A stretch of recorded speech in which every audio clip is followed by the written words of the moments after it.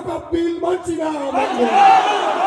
মোদী সরকারের কালা কানুন ওয়াকফ আইন মানছি না, মানব না।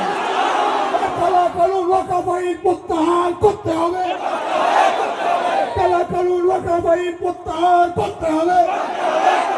হাবিবপুরের মানুষেরা দেখছে না ওয়াকফ আইন নিপাচ্ছে, হাবিবপুরের মানুষেরা দেখছে না।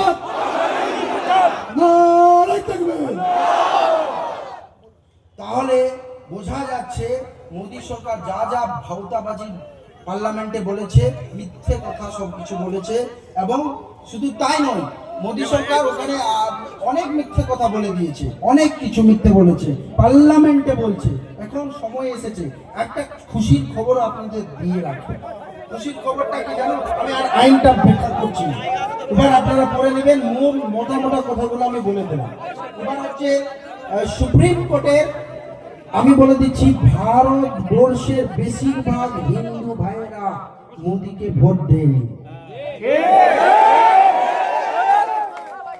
আর সবচেয়ে বেশি পার্লামেন্টে গর্জে উঠেছিল ওই ব্যক্তির নাম হচ্ছে গৌরব গগৈ। ওই ব্যক্তির নাম হচ্ছে কেসি বেণুগোপাল। ওই ব্যক্তির নাম হচ্ছে রাহুল গান্ধী, ইমরান প্রতাপ করি। আমি বলছি কপিল সিব্বল, ডক্টর অভিষেক মনু সিংভি। তো আমি আর সুপ্রিম কোর্টে মেন আর্গুমেন্ট করবে কপিল সিব্বল।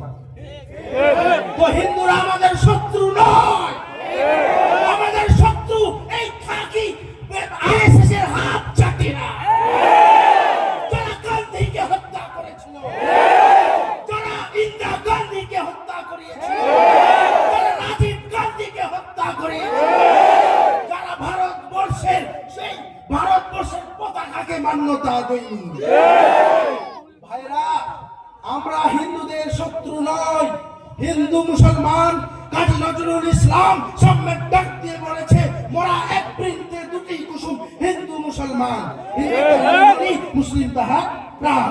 তো আমরা সাম্যের কথা বলি, আমরা ক্রিয়েশনের কথা বলি, আর ইসলাম বলছে খিদমতে খাল, সমস্ত সৃষ্টির সেবা কথা বলি। আর আমার রাসূলকে আল্লাহ কোরআনে বলছে, ওয়ামা আরসালনাকা ইল্লা রাহমাতাল লিল আলামিন। হে রাসূল, আমি তোমাকে রহমত করে পাঠিয়েছি, শুধু মুসলমানদের জন্য নয়, শুধু মুসলমানদের জন্য নয়।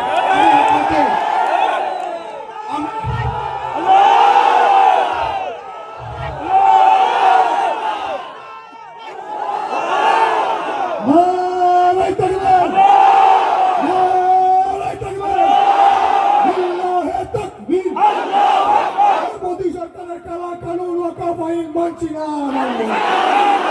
অবিলম্বে ওয়াকফ আইন প্রত্যাহার করতে হবে, অবিলম্বে ওয়াকফ আইন প্রত্যাহার করতে হবে।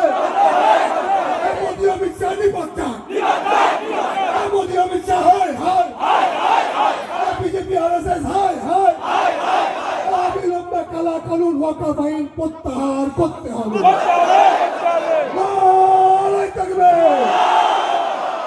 আমরা তাদের বিরোধিতা করছি যারা বলেছিল, যারা মনুস্মৃতি বলেছে যে